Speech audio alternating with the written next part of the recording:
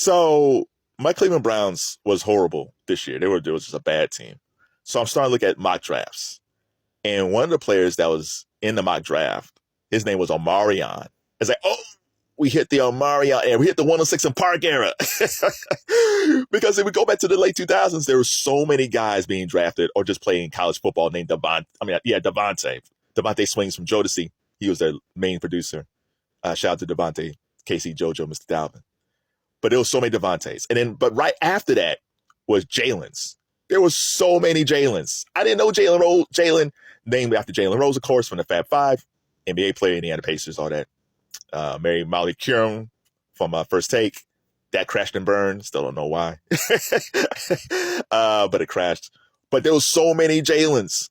So many Jalen's. It's all like, okay, enough of the Jalen's.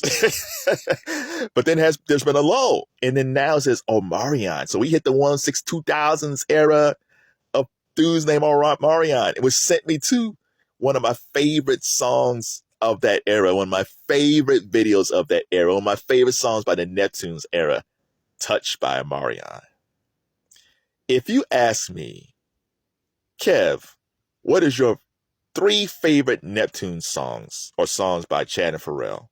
It's tough. It's tough because they made so many great songs.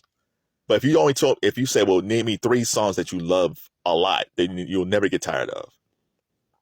Number 3, NRD, Sooner or Later. I love Sooner or Later. Fantastic. I just discovered that song this year, and it's like, I can't get enough of that song. Number 1 will always be Excuse Me, Miss by Jay-Z. Excuse Me, Miss is just down, down, down, down. Oh, Excuse Me, Miss is spectacular.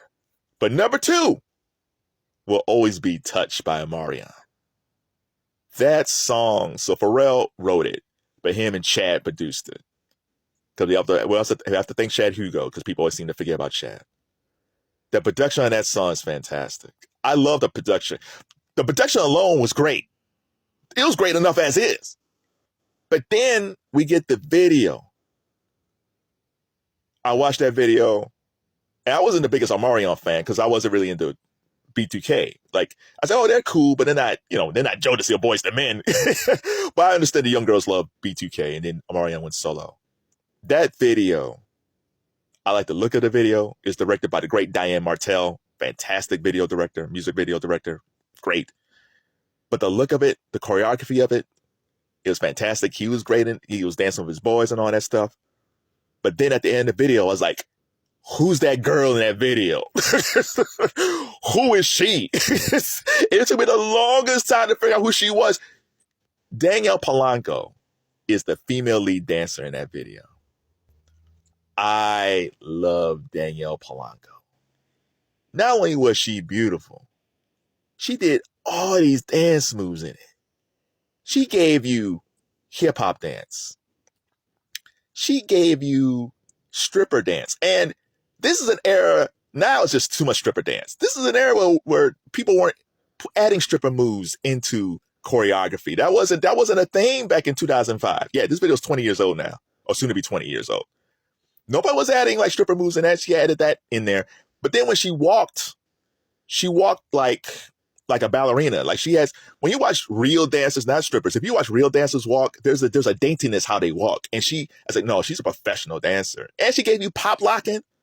Man, her body, the way she moved her body was like fluid. It's like her butt had a mind of its own, the way it was moving. And then she had this like midriff thing on with like a sports bra or something like that.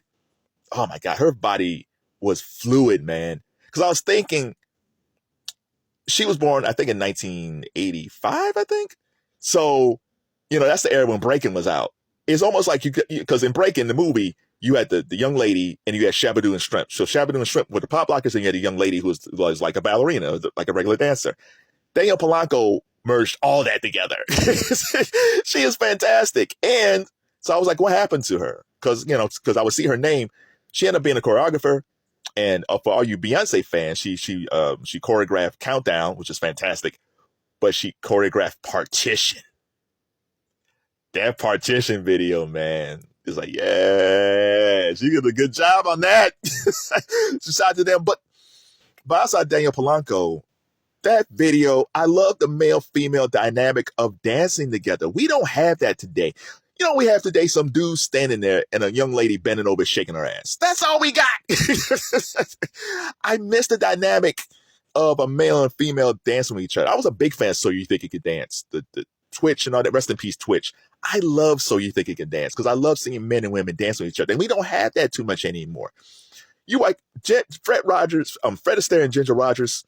Ginger Rogers said, I do everything Fred Astaire does, but backwards in heels. And if you watch them dance, it is. She did do everything he did, but in backwards in heels. They had great chemistry with each other. You flash forward to even like Thriller with Michael Jackson. Ola Ray didn't dance in that video at all. Michael Jackson danced around her.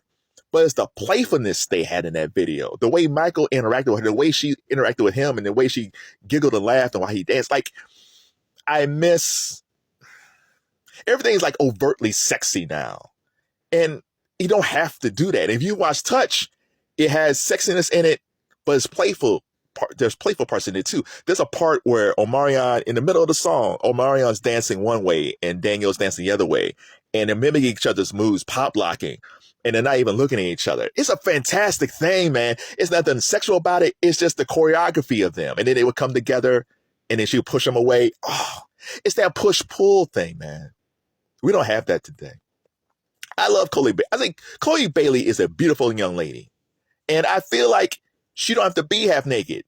Like Danielle Polanco, if you look at this outfit, she got on jeans, she got on a top and jeans. It's all the Janet Jackson model. And most likely Danielle was probably watching Janet in the 90s. Janet Jackson, the only time I saw Janet wear a dress was probably in Anytime, Any Place. Fantastic video. Other than that, Janet's whole thing was jeans or pants and a top or a midriff. Ladies, you don't have to be all naked. We know what we got. We like the mystery of it. I had no idea what type of body Danielle Polanco had. You saw her chest, but other than that, I don't know how. I know she might have had a nice behind, but we don't know what she looked like because she was wearing baggy jeans. I'm telling y'all, stop the stripper stuff. Go back to like the 2000s and see what they were doing. See what they were wearing. It's just as sexy. Alicia Keys was super sexy sitting behind a piano. Sierra, she's off that Janet Jackson tree. We didn't see her body. Ladies, we don't need to see the stripper stuff anymore. Go back. Let me go back to the Neptunes for a second. Man, it's the rhythm of the song. Because there's that middle part where Omarion says, oh, baby, by the way. And then Pharrell comes in, oh, baby, by the way. Tell me no, I want you. Tell me no, I want you. We do not have that rhythm anymore, man. Oh, baby, by the way. Oh, baby, by the way. Chad and Pharrell, man. Those guys, I don't know who Pharrell was writing about. I want to shake her hand, man. Because Pharrell was like, no, I'm writing this. Tell me no, I want you. Man, I miss that. I don't want to see Pharrell walk around with a purse no more. I want the Star Trek trucker hat Pharrell. I'll take the happy Pharrell with the big hat, man. Put that purse down. But he's doing fashion. I understand it, but man, I miss that. So what do you guys think, man? First of all, what do you guys think of that Touch video? And do you miss videos like Touch? If you're a fan of Omarion, what is your favorite Omarion song? Do you miss? And if you've seen a video that's around today, that's kind of like Touch, where you have this male-female dynamic, where it's not overtly sexual, but you see the playfulness between these two, man, between the man and the woman. It's like a cat and mouse game while they're dancing and having fun. To me, that's far sexier because it's almost like, man, are they going to get together? We don't know. And then it's at the end part that goes like, down, and then she leaves the door open and he's like, yeah. And he goes in there at the end and we don't even see what happens. I love this video, man. Shout out to Omarion. Shout out to Danielle Polanco, the beautiful Danielle Polanco. I think B2K should actually put out a documentary, man. I think it's time. There's a lot of crazy stuff with them. Like that New Edition movie was great. But can you imagine a B2K movie? Too much.